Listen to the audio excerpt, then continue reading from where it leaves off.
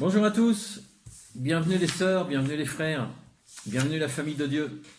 J'espère que vous allez bien, que ce confinement n'est pas trop difficile pour vous, que vous gardez le moral et on continue de s'échanger des coups de fil, de s'appeler les uns les autres, d'écouter WhatsApp, les chants que chacun peut poster nous font du bien.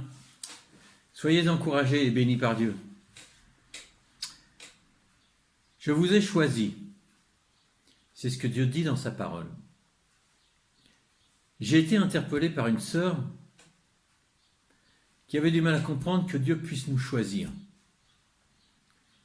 Cela sous-entendrait que les autres non. Dieu serait-il injuste?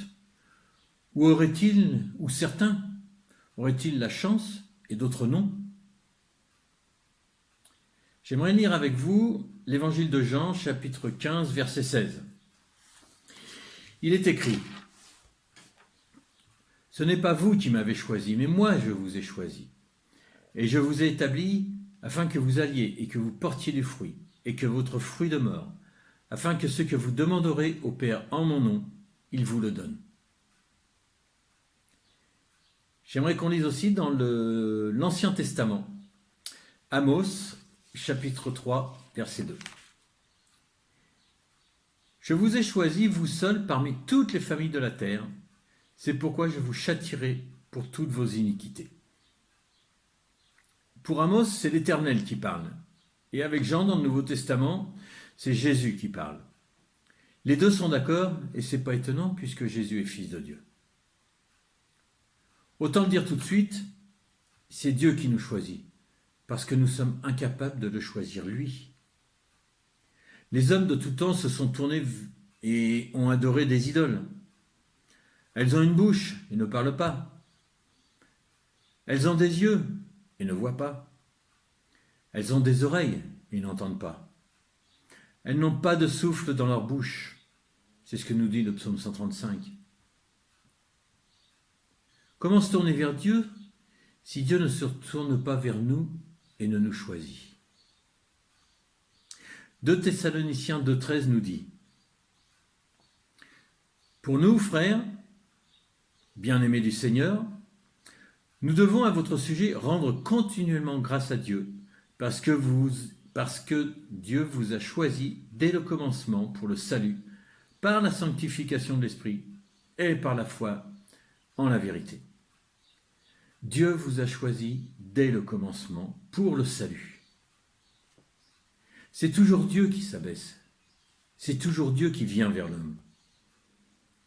1 Timothée 2,3 nous dit: « Cela est bon et agréable devant Dieu notre Sauveur, qui veut que tous les hommes soient sauvés et parviennent à la connaissance de la vérité. » Voilà le désir de Dieu. Le désir de Dieu, c'est que tous les hommes soient sauvés et parviennent à la vérité.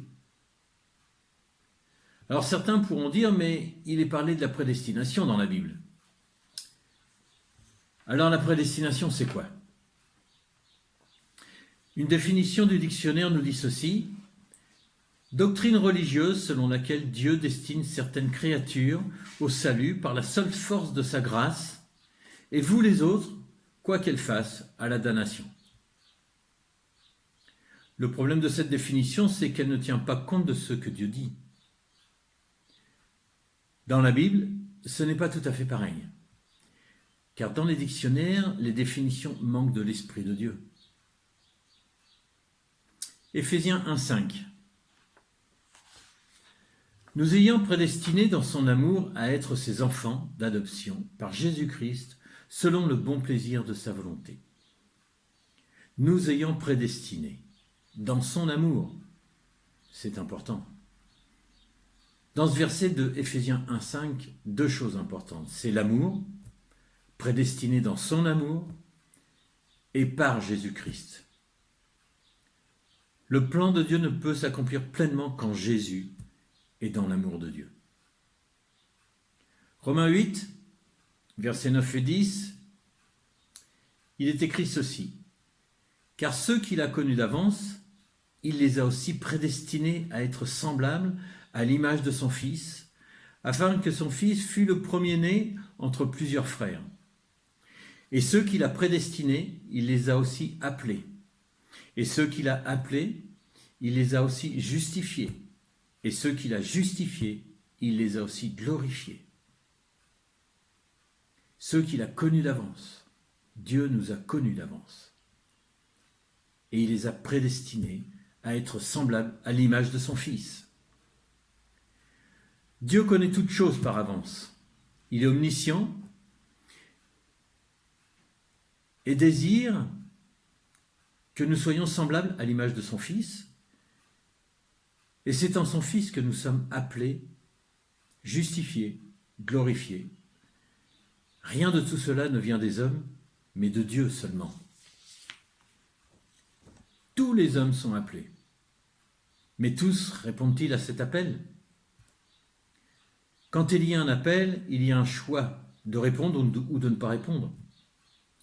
Et c'est seulement quand on a répondu à cet appel de Dieu que nous sommes justifiés en Jésus-Christ et glorifiés,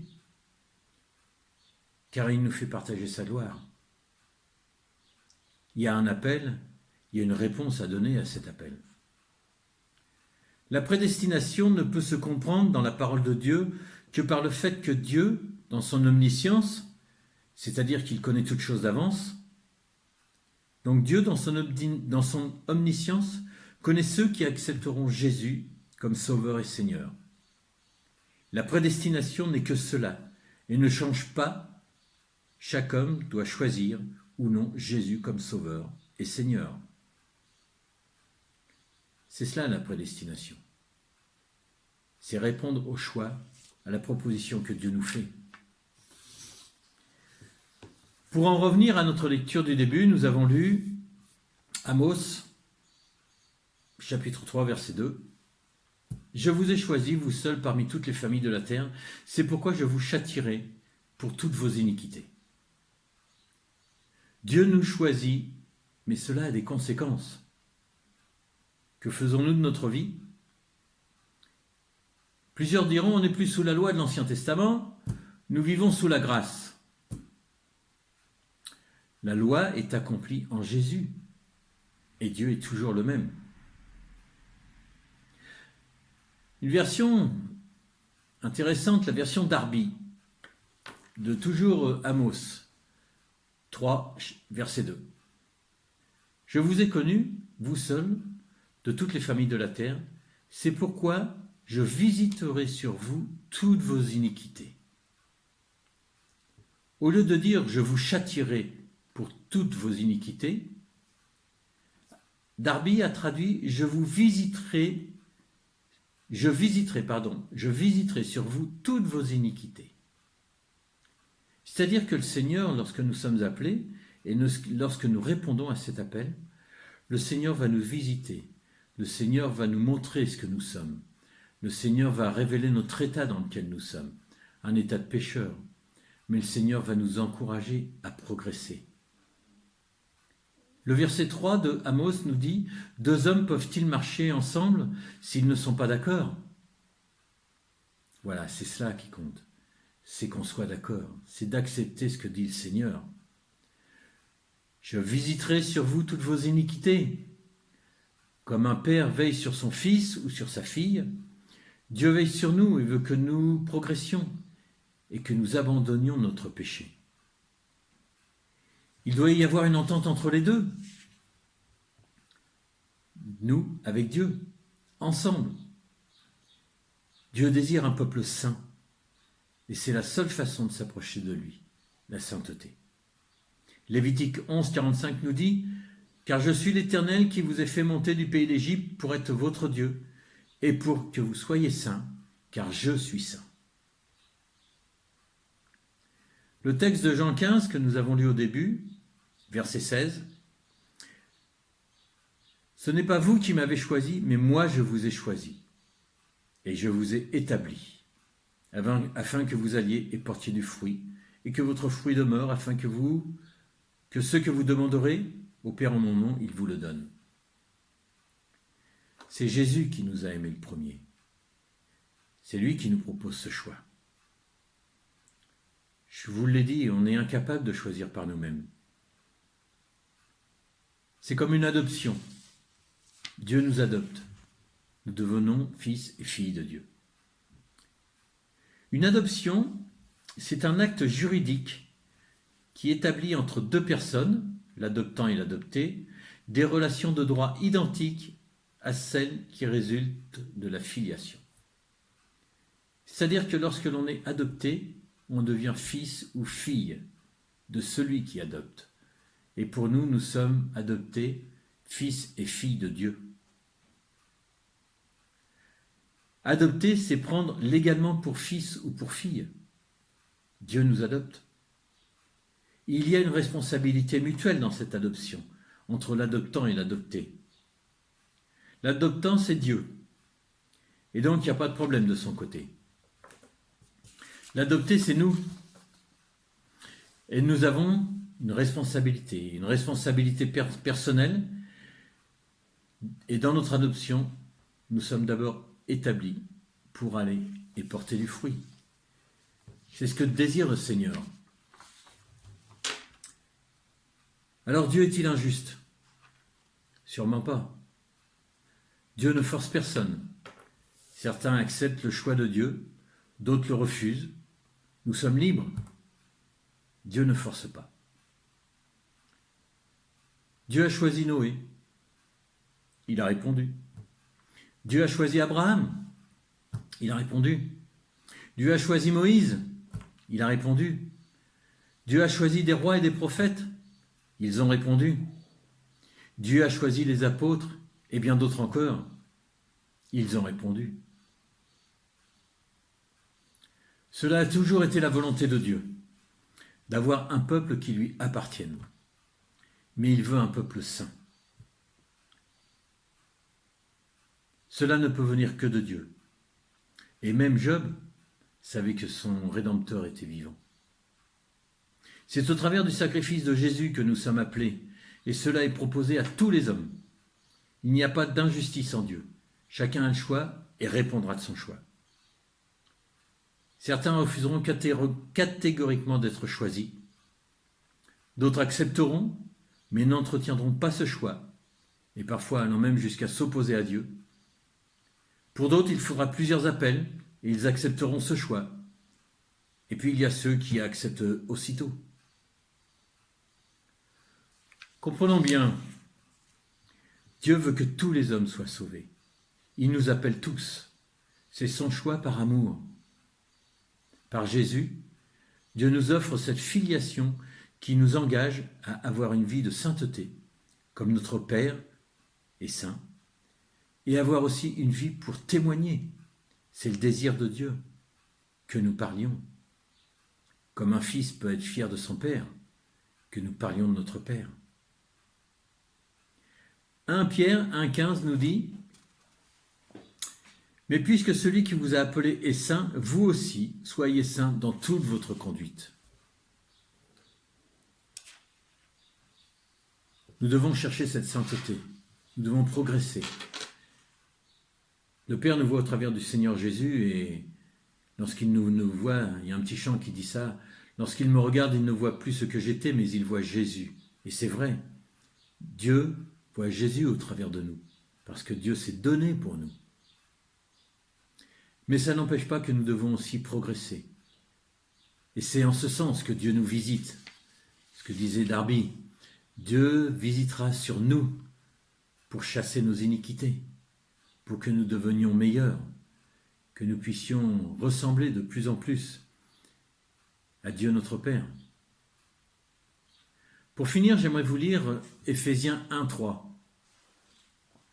Il est écrit ceci: « Béni soit Dieu, le Père de notre Seigneur Jésus-Christ, qui nous a bénis de toutes sortes de bénédictions spirituelles dans les lieux célestes en Christ.